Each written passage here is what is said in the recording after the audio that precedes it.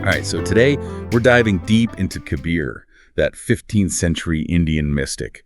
And we've got all these texts and images you've given us, and they all seem to revolve around this idea of quintessence. Specifically, we're going to be looking at Dharam Das, a seeker in Kabir's lineage, and his son Chudamani. I mean, there's definitely a mysterious air around all of this, wouldn't you say? Absolutely, yeah. The material really does paint this picture of Dharam Das, approaching Kabir with these really big questions about reaching Sachkhand, the true realm. Right. But he's also, what I find interesting is he's really concerned about how Kabir's lineage is going to continue, especially, with the Kali Yuga, often described as this age of spiritual darkness. Yeah, it's like he's looking for hope, kind of a beacon in the midst of all this darkness. Exactly. And that's where the story takes this really interesting turn, because Kabir basically says, your son, he's going to be that beacon. But it's not just that he's going to be his son. He's going to embody this quintessence, this ultimate, this purest form of being. Wait, so you're saying that his child is going to be like a direct line to the divine? Talk about being born under a lucky star. But, okay, I have to ask, what does that even mean? To embody quintessence. It sounds intense. It is. It's powerful. Imagine, the most refined, the purest form of existence. Okay. That source, from which everything flows, the source of all creation. That's what we're talking about when we say quintessence. Yeah. And Kabir is saying that this very essence, this power, is going to be embodied in Chudamani. Okay, so Chudamani is going to be like a walking, talking embodiment of pure divine energy. I think I'm starting to understand why Dharam Das was so interested in that whole lineage thing. Yeah. But how does this tie back into the whole problem of the Kali Yuga? Well, just picture a time when the world is kind of like blanketed in this spiritual darkness. Right. It's difficult for people, for souls, to find their way to the light, to break free from all the suffering and reach that true realm, that Sachkhand that we were just talking about. So it's like in the middle of all this darkness, Chudamani is going to be a source of light, a guide for all those who are lost in the shadows. That's a beautiful way to put it, yeah. Like a lighthouse in a storm. And through embodying this quintessence, he's going to be offering a lifeline, to all those struggling to navigate the Kali Yuga. Okay, now that's what I call a legacy. But it really gets you thinking about the role that these individuals play, in guiding others towards, enlightenment. And it's not just about them, is it? It's about the impact that they have on so many lives for generations. Precisely. And the interesting thing is the texts don't stop there. They don't just tell us about Chudamani in a general sense, but they also give these really fascinating details about his conception and his birth. Really? Okay, now this is where it gets interesting. What kind of details are we talking about? Well, for example, they mention this thing called Parasnam, the supreme name, that's actually involved in Chudamani's conception. And there's this kind of mysterious figure named Amen, who plays a pretty important role too. It's all very intriguing, and it really points to the extraordinary nature of Chudamani's arrival. It's not your average birth story. No kidding. This is like straight out of mythology. So what do you make of these details? Well, one way to interpret it is that Kabir's actually essentially saying that his own essence, his own energy, his spiritual energy, is being transferred to Dharam Das's son. Wow. It's powerful, isn't it? It's incredibly powerful. It makes you think about lineage in a whole different way. It does, yeah. And it brings up some interesting questions, too. Like, for instance, if the quintessence is passed down this way, does that mean it's only for this lineage? What about everyone else? Right. That's a really good question. It's like this exclusive club or something. But, Kabir also talks a lot about Shabad, the divine sound. Right. And he even compares it, I love this analogy, to a ship that carries souls across, the ocean of life. Do you think that could be another path to accessing the quintessence, even if you're not, directly part of this lineage? That's an interesting point.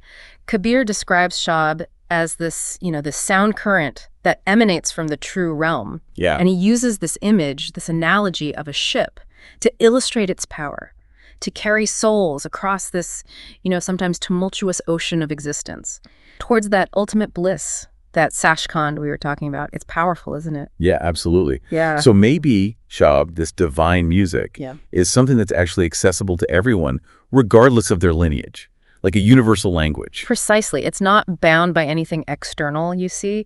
It's about tapping into that inner connection, the one we all have the potential to access. It's a beautiful thought. But before we get totally carried away with this music of the spheres here. There's this whole other thing about this whole quintessence idea that I find fascinating, and it might be a little controversial too. Oh, and what's that? Well, one of the sources, it mentions this term, this idea of Jungfräuliche Geburt, which is often, translated as virgin birth. Huh. Now, I know what you're probably thinking, but hold on, before we go there, it's important to clarify, Kabir isn't actually talking about virgin birth, in the way that it's usually understood. He's actually using it as this way to illustrate something much deeper, a spiritual truth. Right. You're right to clarify that, because context is so important, especially when you're talking about these kinds of concepts. Exactly. Which have been subject to so much, interpretation throughout history. So I'm curious, what is Kabir's take on this? How does it relate to the quintessence? Well, he's basically saying that a soul can actually enter a womb, but it actually transcends the normal, physical way. It's almost like a spiritual version, where the soul is drawn to a specific lineage, a destiny, because of its past karma, its connection to Nam. I see. So it's not about the actual act of conception, Yeah. but about the soul's journey and how it's connected to the divine.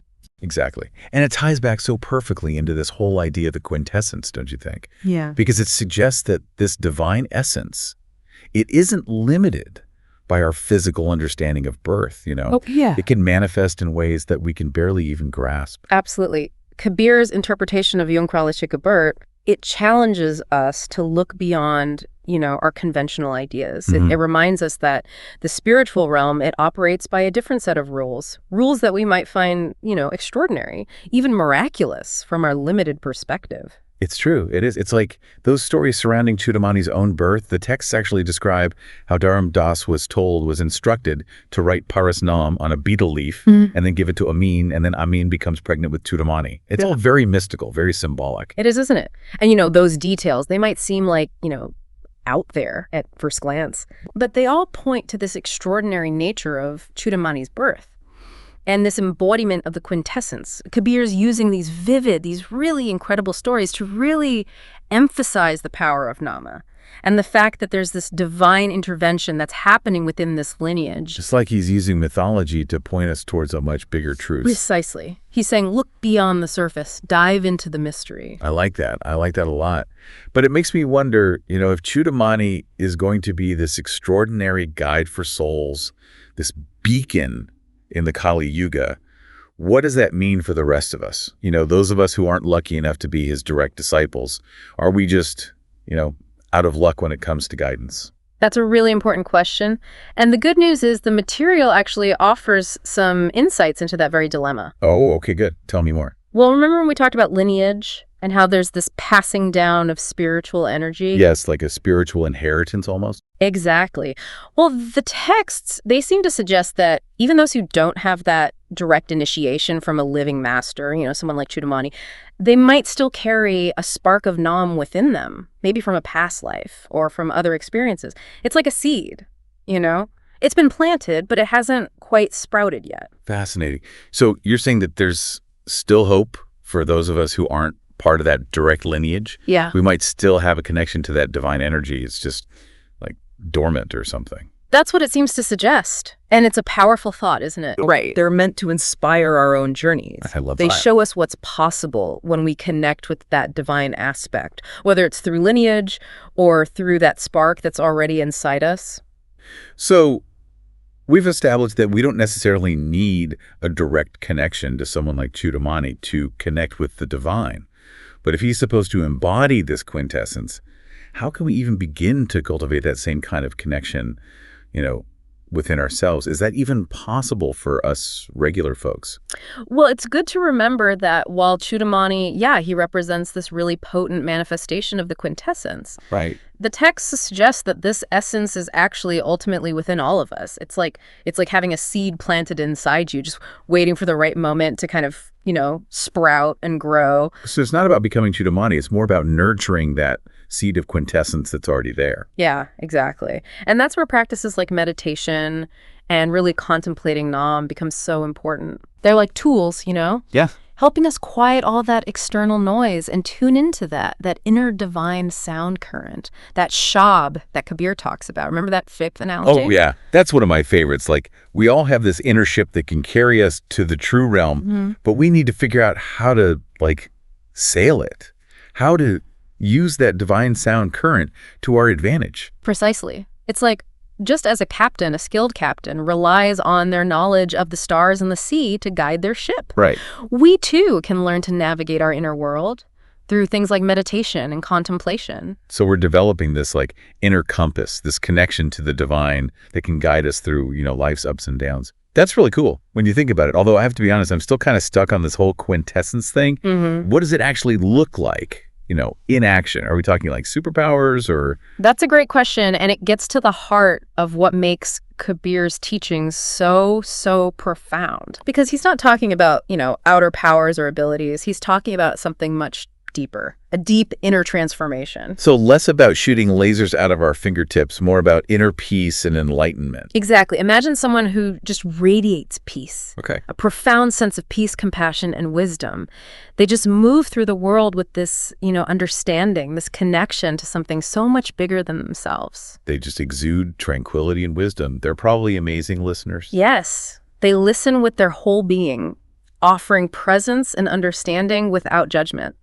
Wow. And that's just one example, of what embodying the quintessence might look like. It's not about being superhuman, but about letting those divine qualities just flow through you fully. Okay, that actually makes a lot of sense. But if we're all born with this seed of quintessence inside us, why is it that some people seem to embody it so much more naturally than others? Is it just like luck of the draw? Or is there something else at play here? Well, if you look at the teachings we've been discussing, it's not so much about luck as it is about effort. And perhaps more importantly, grace. Oh, interesting. Remember how the texts emphasized parasnam in Chudamani's conception? Yes. It was almost like a divine blessing, like this transfer of spiritual energy. Precisely. And while we might not all have that, that same karmic connection to receive that kind of direct transmission, right, the texts do suggest that grace can play a part in our own development. So it's not just about what we do, but also about being open to, receiving guidance, support from, I guess you could say, the divine. That's a good way to think about it, yes. Yeah. It's about cultivating surrender, allowing ourselves to be led by something, something larger than just us. So we're kind of co-creating our growth, Yeah. combining our efforts with, the grace and guidance of something bigger. It's a dance almost. Absolutely. It is a dance, and it's a dance that's open to everyone. It doesn't matter your background or your beliefs or even your past experiences. That's really beautiful. But before we get too lost on the, metaphysical dance floor, you mentioned something earlier about grace, and I wanted to come back to it. Because isn't there a danger in becoming too reliant on, forces outside of ourselves? Mm-hmm. So how do we balance that personal effort with this acceptance of grace? That's such an important question, and it really gets at the heart of spiritual growth, doesn't it? Because it's not about just sitting back and waiting for grace to kind of fall into our laps. Mm-hmm. It's not a lottery ticket. It's about actively creating the right conditions within ourselves to become, vessels for that grace. So it's like we're building a temple within, brick by brick, through our actions, and then inviting, the divine to come and reside there. What a beautiful image. Yes. It's about cultivating those qualities. Humility, compassion, devotion, the things that make us more receptive to grace. Yeah. And as we do this, we start to notice things, synchronicities, Mm-hmm. Those moments where life seems to align almost magically and offers us exactly what we need right when we need it. Yeah. It's like the universe conspiring to help us grow, but we have to meet it halfway. We have to be doing the work. Exactly. And it's not always easy, is it? Definitely not. There are times when, the path seems unclear and the doubts start creeping in, and we might even question if we're getting anywhere at all. Oh, tell me about it. Those doubts are like those pesky relatives that always show up unannounced. But really, what do we do when they pop up? How do we keep going when it feels like we're, stumbling around in the dark? Well, I think that's where the teachings that we're exploring here offer some really valuable insights. Remember how we were talking about Shabd? That divine sound current that's always present, even in the midst of all the chaos. Yeah, like our own personal North Star, Yeah. always pointing us towards the truth. Exactly. So when doubts start clouding our minds, when things get tough, it's so helpful to remember we're not alone. That sound current is always there. It's waiting for us to tune back in, to reconnect with that source of guidance. So it's about learning to trust that inner compass. Even when, our minds are spinning with doubts, it's about having faith that something's guiding us, even if we can't see the path clearly. Precisely. And that's where, practices like meditation, like contemplation, they become essential tools. Yeah. They help us cultivate that inner stillness, that quiet space where we can actually hear the whispers of our own soul. It's about tuning into that channel of wisdom that's already there if we just remember to listen. It's incredible how these ancient teachings still hold up, even now, don't you think? I agree. It really is a testament to that timeless wisdom. And speaking of, there's actually another aspect of Kabir's teachings that I think is especially useful when you're dealing with doubt, with uncertainty. Really? I'm all ears. What else can this wise mystic offer us on our quest for a little clarity? Well, Kabir, he often emphasized the importance of surrendering to right now, to the present moment. He taught that real peace, real freedom, it doesn't come from dwelling on the past or, stressing about the future, but by really embracing the here and now. That sounds a lot like mindfulness, like he was like a 15th century meditation guru or something. But how does that help with doubt? Well, think about it. Often when we're caught up in doubt, it's because we're afraid of the unknown. We're worried about what might happen, or we're hung up on what already has. But when we shift our focus, when we bring it right now to this moment, right, we step out of that cycle of worry and into the space of peace, of clarity. It's like hitting the pause button on all the overthinking and just allowing ourselves to just be here now. Exactly. And it's in that space of presence, that we often find the answers we were looking for. It's not about forcing it, but about creating the right conditions for it to appear naturally. It's amazing how simple yet powerful that is. It's like Kabir's reminding us that we already have everything we need, right here inside. Yeah. It's just a matter of remembering how to access it. Yes. And, it's not just about accessing that wisdom for ourselves either. Right. Kabir also stresses how important it is to share what we've learned, to be that source of light, of guidance in the world. So it's not enough to just, meditate on a mountaintop. Yeah. We have this responsibility to help others, to share that light and help them through their own darkness. Exactly. And that's where I think this whole concept of lineage becomes so incredibly powerful, because it's not just about, a straight line from master to student. It's about each of us becoming those beacons, sharing what we've learned, supporting each other on the journey. It's like we're part of this interconnected web of light. Yeah. And we each have our part to play, illuminating the world with our own compassion, our own wisdom. Beautifully said. And that idea, sharing our light, it reminds me of something we were discussing earlier, the Kirpal Sagar Academy. Oh, right. That modern academy, the one that draws from Kabir's teachings. I'd love to hear more about it. What is it about this academy that you find so, compelling? How does it embody the real essence of Kabir's message in a modern way? Well, one of the things that always strikes me about the Kirpal Sagar Academy is its dedication to service, to humanity. Wow. It's not just about, personal growth. It's about taking that growth and doing something real, something good with it, making the world a better place. So taking all those internal changes, those transformations, and making them external, making the world a more compassionate, a more just place. Exactly. They have these incredible programs focused on education, healthcare, and sustainable living. That's fantastic. All built on this foundation of love, compassion, and service. The same things Kabir was all about. It's really inspiring to see how these, ancient teachings are being put into practice in ways that are so meaningful in the world today. It gives me hope, that a brighter future is possible if we just remember to tap into that wellspring of love, of wisdom, the one that's inside all of us. I completely agree. It reminds us that we're all capable of creating that more enlightened, that more compassionate world. It's really amazing when you think about it, these connections spanning centuries, from Kabir himself to this modern academy, still carrying that torch. Right. It really speaks to how universal his message is, don't you think? It does. It really does. And it's a message that honestly seems even more important now in today's world, with everyone so focused on, individual success, material wealth. And Kabir's reminding us that real fulfillment, it comes from somewhere else entirely, from cultivating our connection to something bigger, and from helping others. It's like that shift, from me to we, from what can I get to how can I help. It's kind of a radical idea when you really think about it, but also incredibly hopeful. It is radical, especially if you think about the social norms of Kabir's time. I mean, he challenged everything. The rigid hierarchies, those dogmas that divided people. He was all about that inherent equality, that divinity within everyone. Right. And that message is still so strong today in the work of, places like the Kirpal Sagar Academy, They're breaking down barriers, creating a space where anyone from any background can learn and grow and serve together. Absolutely. It shows just how powerful Kabir's teachings really are. A more compassionate, a more just world it's possible if we choose to live by those principles. It's really something to see the impact one person's life, their teachings can have, Yeah. even across generations.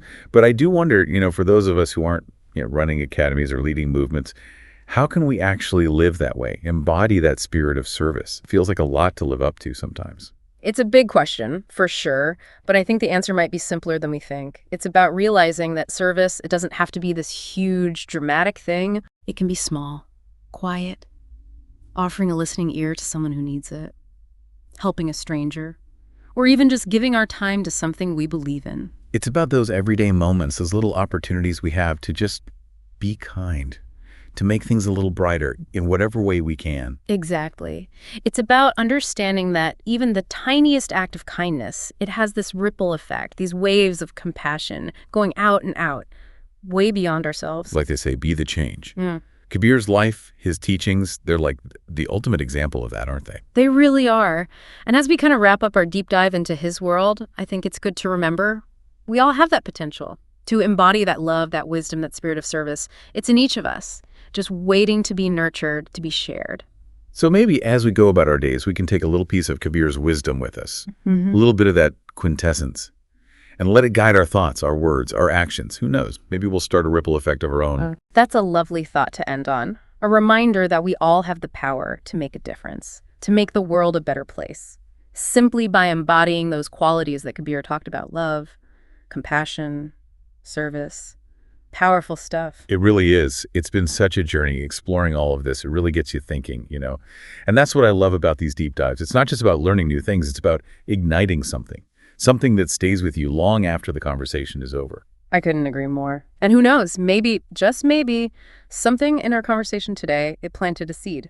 And as you go on your own journey, that seed will grow, it'll blossom, and who knows what amazing things it might bring into your life.